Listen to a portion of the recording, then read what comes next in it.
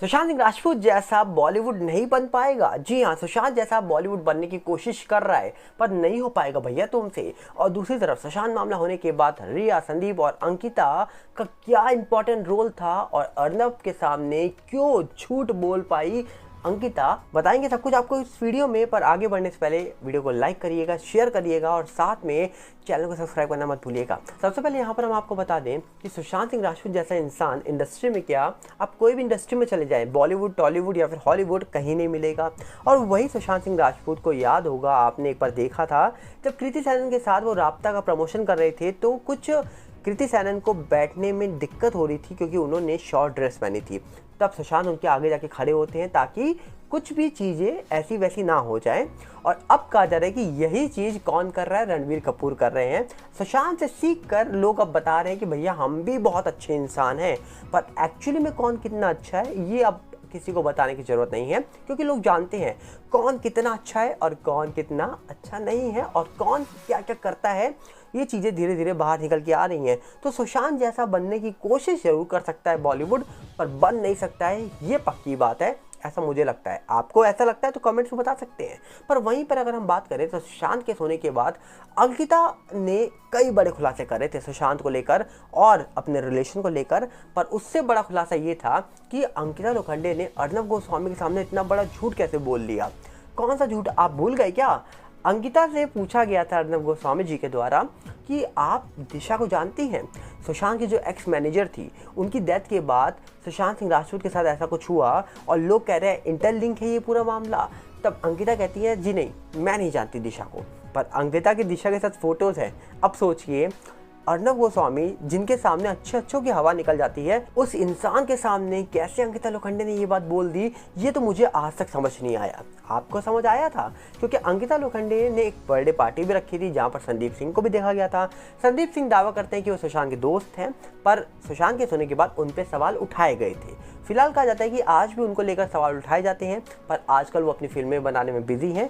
जिन फिल्मों को प्रमोट किया जाता है अंकिता, कंगना और भी कई लोगों के द्वारा, हो सकता है आने वाले वक्त में रिया को लेकर भी कोई फिल्म बन जाए। पर हाँ, रिया के ऊपर फिल्में तो बन रही हैं क्योंकि सुशांत सिंह राजपूत वाले मामले को लेकर बॉलीवुड कई सारी फिल्में बना रहा है जिसमें अब रिया को क्लीन चिट देने की कोशिश हो रही है। क्योंकि ऐसी फिल्मों में जैसे एक बॉयफ्रेंड की डेथ होती है, गर्लफ्रेंड का नाम आता है, मीडिया ट्रायल होती है और अंत में जो गर्लफ्रेंड होती है वो बेगुनाह साबित हो जाती है और मीडिया वाले को गुनहगार साबित कर दिया जाता है। मतलब अब देखा जाए तो रिया को बेगुनाह साबित करने की कोशिश में लग चुकी है इंडस्ट्री, और इंडस्ट्री में रिया को बहुत लोगों का साथ है। जैसे कि फरहान अख्तर की जो वाइफ है वो रिया की दोस्त बताई जाती है, और साथ में कहा जाता है कि रोडिस में जो रघु और राजीव आते थे उसमें से एक भाई रिया के अच्छे दोस्त बताए जाते हैं, अच्छी दोस्ती दिखाई जाती है। साथ में बात करें तो रिया के बड़े बड़े कॉन्टैक्ट्स हैं, कई सारे बड़े बड़े लोगों के साथ रिया को देखा गया है। तो दावा होता है कि रिया के सर पे बड़े बड़े लोगों का हाथ है, जैसे कि महेश भट्ट जो हैं उनका भी साथ उनके मिल ही चुका था सुशांत के सोने के बाद भी, हो सकता है पहले ही हो क्योंकि गॉडफादर बताए जाते हैं वो रिया चक्रवर्ती के। और कहा जाता है कि रिया को ऐसे बड़े बड़े लोगों का हाथ था रिया के सर पर, इसलिए आज रिया किस तरीके से आगे बढ़ रही है और आने वाले वक्त में देखा जा सकता है कि रिया चक्रवर्ती को और बड़े काम मिल जाए इंडस्ट्री में। पर क्या ऐसा आपको लगता है? क्योंकि रिया को लेकर अब जिस शो में रोडिस में वो फिलहाल काम कर रही हैं, वो शो की टीआरपी की बात करें तो टीआरपी का हाल बुरा है। अब एक्चुअली में शो वाले बोल नहीं सकते कि रिया को शो में लिया इसलिए टीआरपी बुरी है, क्योंकि अगर ये बोल देंगे तो भैया रिया को फिर आगे कोई फिल्मों में लेगा नहीं, कोई अपने शो में बुलाएगा नहीं, ये बोल नहीं सकते। अब रिया को लेकर यही दिखा दो कि रिया लड़ रही है प्रिंस के साथ, रिया लड़ रही है गौतम गुलाटी के साथ, तो अच्छा होगा, शो चल सकता है। पर ऐसा भी कहा जा रहा है कि किया जा रहा है, पर इससे भी कोई फ़ायदा हो नहीं रहा है क्योंकि लोग समझ गए हैं कि टीआरपी के लिए भैया ये सब कुछ भी कर सकते हैं ये लोग, क्योंकि स्क्रिप्टेड शो होते हैं ये सारे, और स्क्रिप्टेड शो में कुछ भी दिखाया जाता है टीआरपी को लेकर। तो अब कहा जा रहा है कि रिया आने वाले वक्त में क्या रोडिस के अंदर रहेंगी या नहीं रहेंगी, ये भी एक बहुत बड़ा चर्चा का विषय है। पर आने वाले वक्त में क्या बॉलीवुड रिया को क्लीन चिट दिलवा ही देगा? क्या रिया को सुपरस्टार घोषित कर देगा बॉलीवुड? ये सबसे बड़ा सवाल है। क्योंकि बात करें संदीप सिंह की तो बताया जाता है कि एक वक्त पे संदीप सिंह कुछ नहीं थे, उसके बाद को प्रोड्यूसर बनते हैं, फिर प्रोड्यूसर बनते हैं और बड़ी बड़ी फिल्में उन्होंने कहा जा रहा है कि प्रोड्यूस की हैं। जैसे कि बात करें तो सरबजीत कोई छोटी मोटी फिल्म नहीं थी, अभी आने वाली फिल्म अटल है, उस फिल्म को भी वो कहा जा रहा है कि प्रोड्यूस कर रहे हैं और ऐसे ही कई सारी फिल्मों को प्रमोट करने वाले हैं, प्रमोट के साथ प्रोड्यूस करने वाले हैं। हो सकता है कि वो इतनी बड़ी फिल्में बना दें जिसके बाद उनका नाम देश में टॉप लिस्ट में आ जाए।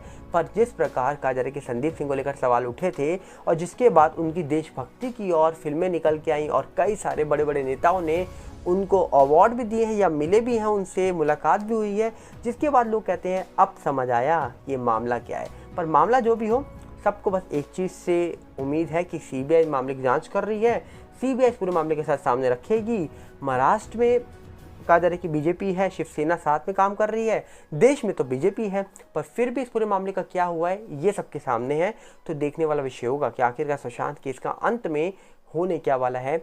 आपको क्या प्रतीत होता है, आप अपनी राय कमेंट्स रखिएगा, क्योंकि जिस तरीके से मामला चल रहा है उसके बाद सवाल बहुत सारे उठे थे और संदीप सिंह को लेकर तो सवाल तब भी उठे थे जब सुशांत सिंह राजपूत की पीएम रिपोर्ट निकल के आई थी। क्या आप जानते हैं सुशांत की जब पीएम रिपोर्ट निकल के आई थी तो उस पीएम रिपोर्ट में सबसे पहले सवाल ये उठा था कि 5 डॉक्टरों ने जो साइन करे थे और नीचे जो मोहर लगी थी वहाँ सिर्फ कूपर का नाम था, पर एक्चुअली में कहा जाता है कि उनका वहाँ पर स्टैंप होती है, उनका नाम होता है, वो किस पोजीशन पे काम कर रहे हैं वो सब वहाँ लिखा होता है। और जब कहा जा रहा है कि इसको लेकर सवाल उठाए गए तो बाद में एक सप्लीमेंट्री पीएम रिपोर्ट निकाल दी गई जहाँ पर इन सारे पॉइंट्स को लेकर डिटेल में लिखा गया सब चीज़ें।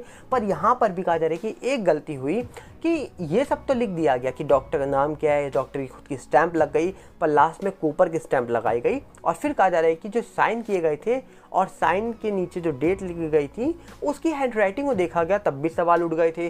तो लोगों ने कहा कि भैया अगर इतना ही डाउट है तो जिसके ऊपर डाउट जा रहा है उनकी हैंडराइटिंग एक्सपर्ट को बुलाओ और चेक करवा लो कि भैया ये राइटिंग उसी इंसान की तो नहीं है जो कूपर में दिखा था 14 को। कौन था वो शख्स जो दोस्त बोल के आया था और पैन कार्ड आधार कार्ड लेकर आया था। कुछ इस प्रकार लोगों ने सवाल उठाए थे। अब इसके बारे में हम ज़्यादा चर्चा कर नहीं सकते क्योंकि ये मामला सीबीआई के हाथ में है और फाइनल डिसीजन तो सीबीआई निकालेगी बाहर कि मामले का सच क्या है। अब सच जो होगा वो सीबीआई बताई देगी। तो उम्मीद है कि सीबीआई इस पूरे मामले की जांच कर रही है और सीबीआई अंत में इस पूरे मामले का फाइनल कंक्लूजन और फाइनल रिपोर्ट देश के सामने रखी देगी। तो हम मिलेंगे बहुत जल्दी और साथ में आपसे अपील करेंगे कि आप इस चैनल के साथ अगर जुड़े हैं शुरुआत से तो चैनल की वीडियोस को लाइक करिए, शेयर करिए और साथ में चैनल को सब्सक्राइब करना मत भूलिएगा। और साथ में हमारा नया चैनल सागर भल्लर रिव्यू के साथ भी जुड़ जाइए, जिसका लिंक आपको डिस्क्रिप्शन में मिल जाएगा, वरना यूट्यूब में आप सर्च कर लीजिए और टेलीग्राम चैनल पे भी जुड़िएगा ताकि वीडियो अपलोड होते ही आपको वहाँ पर लिंक मिल जाए, जिसका लिंक डिस्क्रिप्शन में है। जाइए और टेलीग्राम चैनल पर डायरेक्टली जुड़ जाइए। रिक्वेस्ट है आपसे, मिलते हैं बहुत जल्दी। नमस्कार, जय हिंद।